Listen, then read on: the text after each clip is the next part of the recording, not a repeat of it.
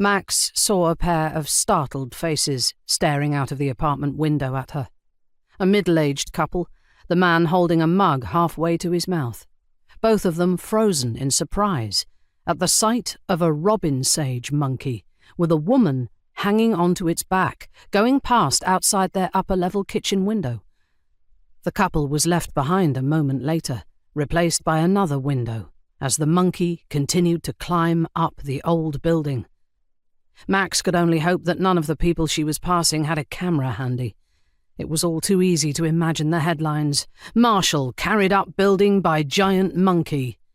She had had more than enough media exposure to last her a lifetime. Max wrapped her arms more tightly around the creature's slender torso. The monkey was moving without hesitation, using the gaps and texture of the stones for grip. Her eyes watered from the chill air and the stench of the sandy brown fur pressed against her face.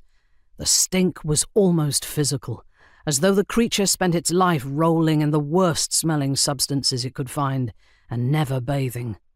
Not once. This had not been her best idea. In fact, it was probably one of the worst ideas she'd ever had, a moment of impulse rather than rational thought. She'd arrived at the address barely half an hour before, to find a scene of absolute chaos. The monkey had injured several of the building residents who had been trying to keep it contained. The monkey had been trying to fight its way out into the open. She'd emptied a full magazine of tranquilizer rounds into the creature. The drugs hadn't even slowed the monkey down. She hadn't wanted to risk it getting into one of the apartments in the building, or, worse, running through the city. So she'd called for backup and had hoped that wrapping herself around the creature would keep it on the ground, where her dogs could get to it and keep it pinned until the other marshals arrived.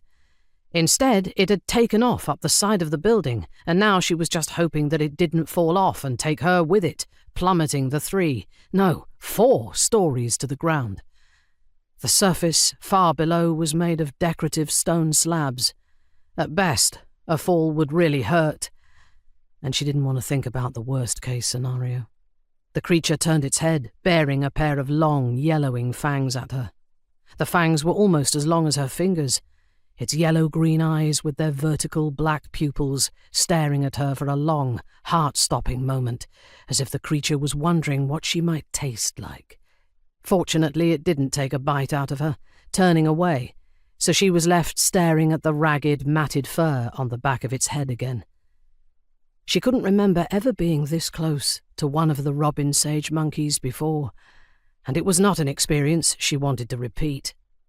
They were slightly smaller and far more slender than sea-cast monkeys, but, as she was finding out, just as strong. The torso she was clinging to was wiry with muscle. She was tall for a human, weighted down by her equipment, and the monkey was carrying her with no apparent effort.